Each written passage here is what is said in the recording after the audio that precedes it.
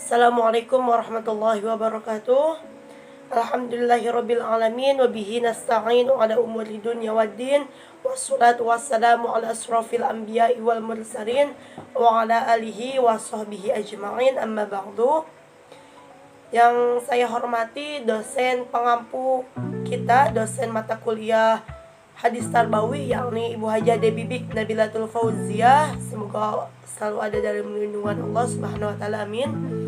Maksud dan tujuan saya membuat video ini yakni untuk memenuhi tugas UTS saya Hadis Tarbawi dengan tema hadis tentang kepemimpinan perempuan dalam perspektif hadis.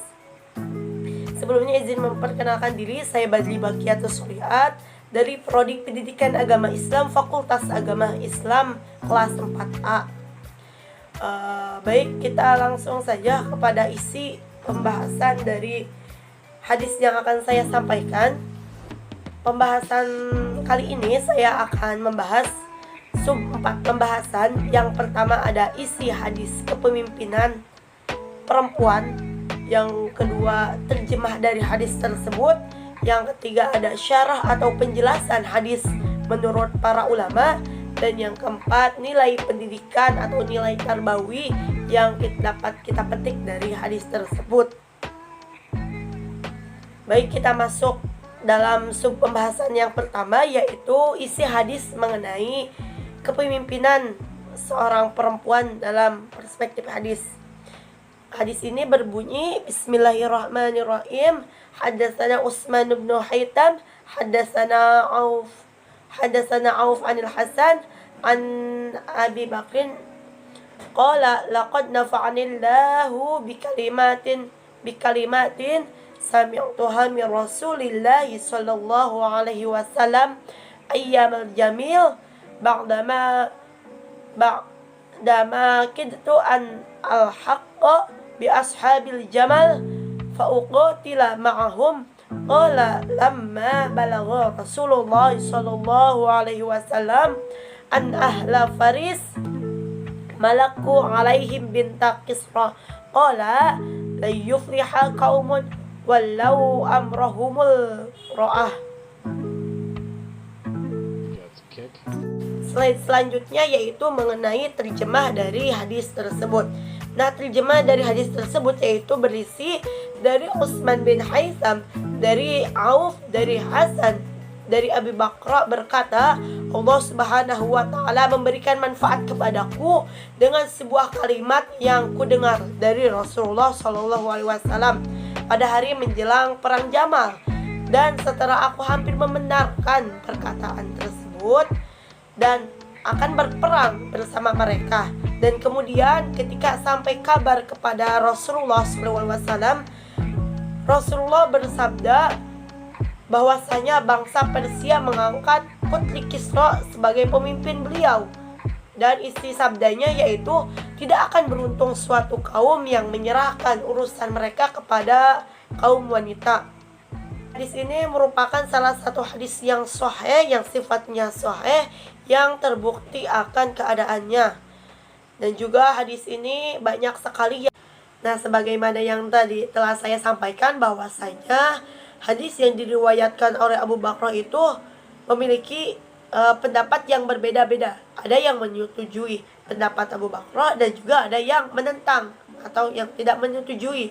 Nah, salah satu pendapat yang menyetujui perempuan tidak layak dijadikan seorang pemimpin yaitu pendapat Al-Khattabi, yang sebagaimana yang dikutip pandangannya dari Al-Mubarakfuri, bahwasanya beliau berpendapat perempuan itu tidak layak memegang kendali kepemimpinan. Karena apa? Karena perempuan itu tidak dapat menikahkan dirinya sendiri dan juga orang lain.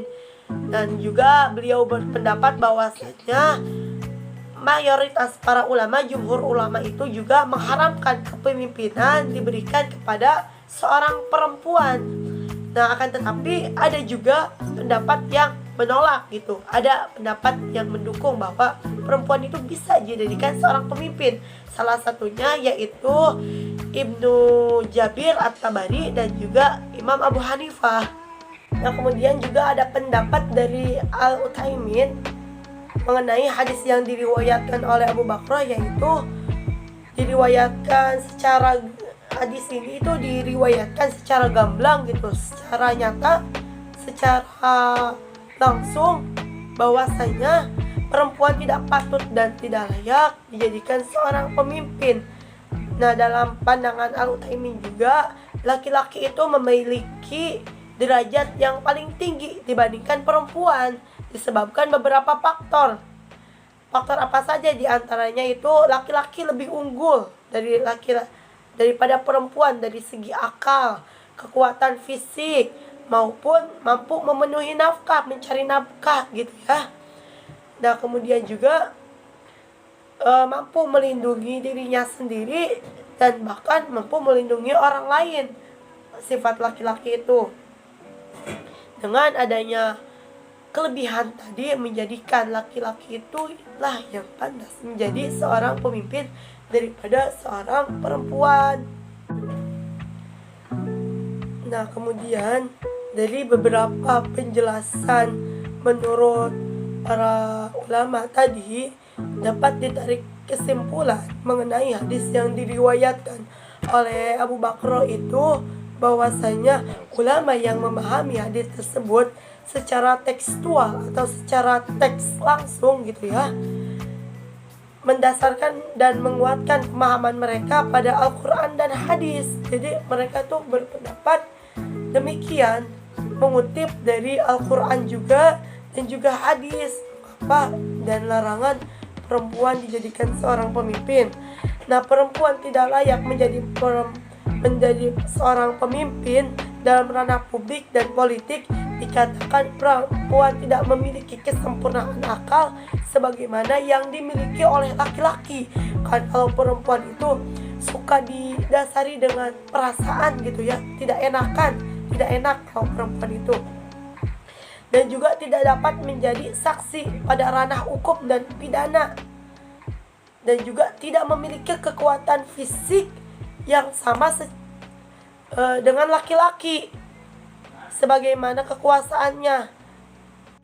Nah, kemudian nilai tarbawi atau nilai pendidikan dari hadis ini merupakan larangan perempuan untuk menjadi pemimpin dalam wilayah publik dan politik dengan alasan yang kurang akal. Perempuan tidak boleh menjadi saksi dalam wilayah hukum dan pidana, dan juga tidak memiliki kekuatan fisik yang sama seperti laki-laki, dan juga tidak mampu mencari nafkah sekuat dengan laki-laki. Akan tetapi realisasinya yang sekarang terjadi bahwasanya menunjukkan bahwa perempuan itu mampu bersaing secara finansial. Banyak diantaranya istri yang mempunyai penghasilannya sendiri, bahkan ada juga yang lebih dari seorang suaminya atau daripada laki-lakinya. Nah, menurut pandangan saya yang saya kutip dari ceramahnya Ustadz Abdul Somad, bahwasanya perempuan tidak dibolehkan menjadikan seorang pemimpin, yaitu dalam pemimpin umat di seluruh dunia seperti Rasulullah. Mungkin hanya itu yang dapat saya sampaikan, kurang lebihnya saya mohon maaf. Terima kasih banyak. Wassalamualaikum warahmatullahi wabarakatuh.